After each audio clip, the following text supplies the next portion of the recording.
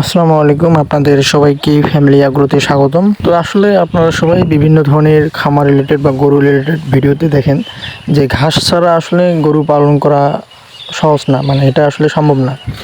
তো এটা আসলে সব ক্ষেত্রে কথাটা যৌক্তিক না।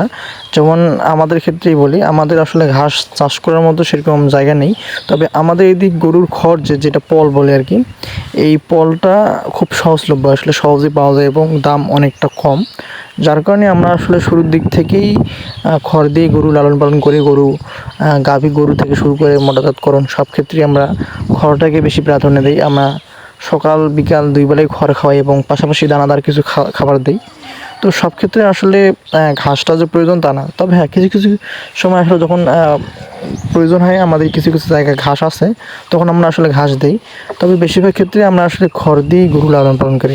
এই জন্য বলতেছি যে যাদের আসলে ঘাস চাষ করার মতো জায়গা নেই, আপনারা হতাশ হবেন না।